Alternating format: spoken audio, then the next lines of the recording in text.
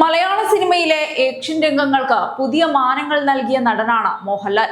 4 പതിറ്റാണ്ടിലേറെ നീണ്ട അഭിനയ ജീവിതത്തിനിടെ 700-ലധികം ആക്ഷൻ രംഗങ്ങളിൽ അദ്ദേഹം അഭിനയിച്ചിട്ടുണ്ടെന്നാണ് സിനിമാ ലോകത്തിന്റെ വിലയിരുത്തൽ. അതിൽ ഏകദേശം 200ഓളം സംഘട്ടന രംഗങ്ങൾക്ക് കൊറിയോഗ്രഫി ഒരുക്കിയത് പ്രശസ്ത ഫൈറ്റ് മാസ്റ്റർ ത്യാഗരാജനാണ്.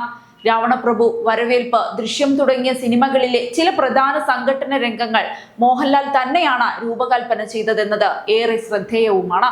അതേസമയം പുലിമുരുകൻ, മലൈക്കോട്ടെ വാലിബൻ, ഒപ്പം, നരസിംഹം, ആറാം തമ്പുരാൻ തുടങ്ങിയ ചിത്രങ്ങളിലെ ആക്ഷൻ രംഗങ്ങളിലും ഫൈറ്റ് മാസ്റ്റർക്കൊപ്പം അദ്ദേഹത്തിന്റെ സജീവ ഇടപെടലുകൾ ഉണ്ടായിരുന്നു.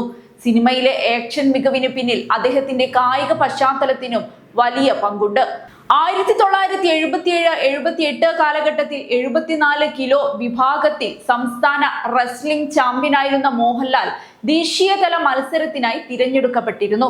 എന്നാൽ ആദ്യ സിനിമയുടെ ഓഡിഷനിൽ പങ്കെടുക്കേണ്ടി വന്നതോടെ റെസ്ലിംഗ് ജീവിതം ഉപേക്ഷിക്കേണ്ടി വന്നു. പിന്നീട് ചതുരംഗം എന്ന ചിത്രത്തിനായി ക്യാമറയ്ക്ക് മുന്നിൽ അദ്ദേഹം വീണ്ടും റെസ്ലറുടെ വേഷത്തിലെത്തി.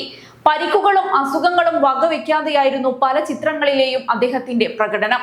മഞ്ഞിൽ വിരിഞ്ഞ പൂക്കൾ എന്ന ആദ്യ ചിത്രത്തിലെ സ്റ്റണ്ട് രംഗം ചിത്രീകരിക്കുമ്പോൾ അദ്ദേഹത്തിന് കാലിൽ ഫ്രാക്ചർ ഉണ്ടായിരുന്നുവെന്നാണ് റിപ്പോർട്ടുകൾ. മാടമ്പിയിലെ ഗോഡൌൺ ഫൈറ്റ് ചിത്രീകരണത്തിനിടെ കടുത്ത പൊടി മൂലം ശ്വാസം മുട്ടലും അനുഭവപ്പെട്ടു.